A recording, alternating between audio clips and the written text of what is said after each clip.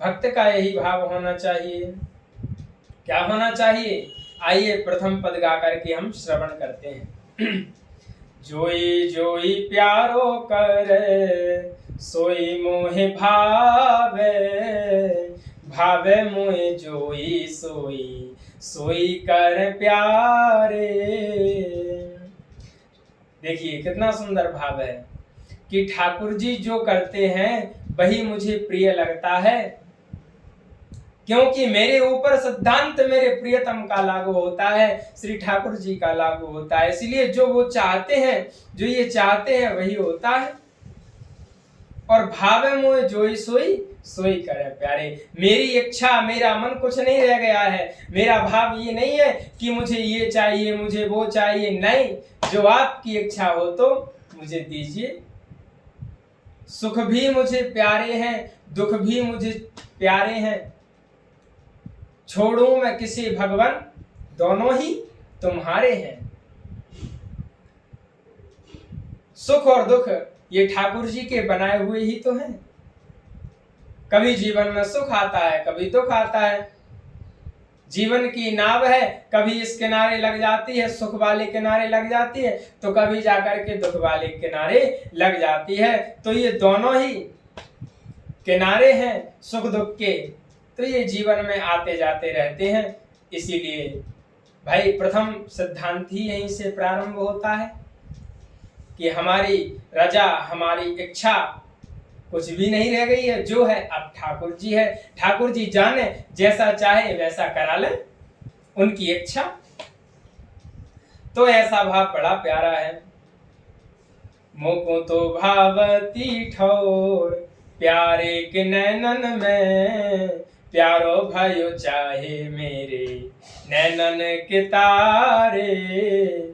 और जब हमने ठाकुर जी को देखा तो उनके सुंदर चरणों से दर्शन करते हुए ऊपर की ओर बढ़े, तो कटिप प्रदेश का दर्शन करते हुए नाभि प्रदेश का दर्शन, वक्षस्थल का दर्शन, ठाकुर जी के सुंदर कर कमलों का दर्शन, उनकी सुंदर कंठ का दर्शन, ठोड़ी का दर्शन, कपोलों का दर्शन, सुंदर नासिका का, कर्ण का दर्शन, और फिर ठाकुर जी के सुंदर नेत्रों का दर्शन। और जब भक्त नेत्रों के दर्शन करता है तो मानो यही भाव कहने लगता है कि मोहन नैना आपके नौका के आकार, जो जनिन में बस गए हो गए भव से पार।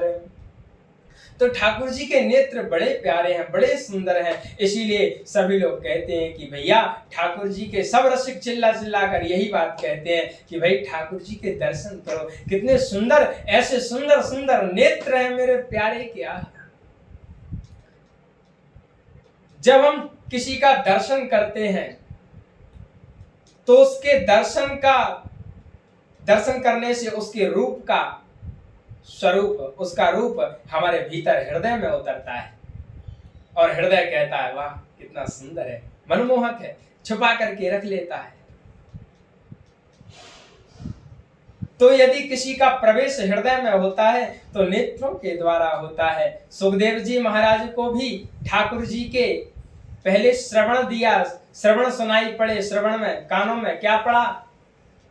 बोले भगवान कितने सुंदर है, ये स्वरूप का वर्णन कितने सुंदर हैं। बोले मन में विचार किया कोई सुंदर व्यक्ति हो तो ठीक है, अच्छी बात है, लेकिन जरूरी थोड़ी है कि सुंदर व्यक्ति में गुण भी प्यारे हों। तो बैठ गए और दूसरा श्लोक जब भगवान का स्वरूप का, स्वभाव का सुना, अहो वकीयम स्तन कालकूटम जिघांसया पायेदप्रसाद भी।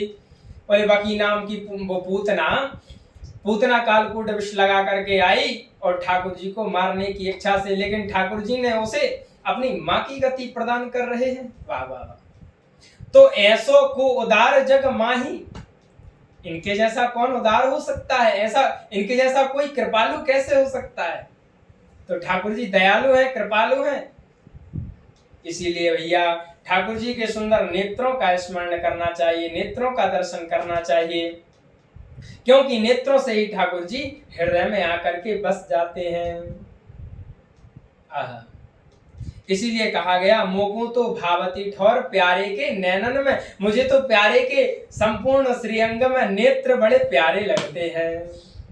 और प्यारो भयो चाहे मेरे नैनन के तारे, ये तो इतनी प्रेम की प्रगाढ़ता हो गई कि महाराज उनके नेत्र देख करके उनसे प्रेम हो गया, और प्रेम करके महाराज अब तो वो मेरे सर्वस्व हो गए। प्यारो भयो चाहे मेरे नैनन के तारे, मेरी दृष्टि अब उन्हीं को खोजती है, उन्हीं को देखती है। कहाँ गए प्यारे प्रियतम, कहाँ गए? मेरे तो तन मन प्राण होते प्रीतम प्रिय, अपने कोटि का प्राण प्रीतम सोहारे जय श्री हित हरिवंश हंस हंस निशावल गौर, कहो कौन कर जल तरंगिनी न्यारे। इतना सुंदर भाव श्री महाप्रभु जी ने कहा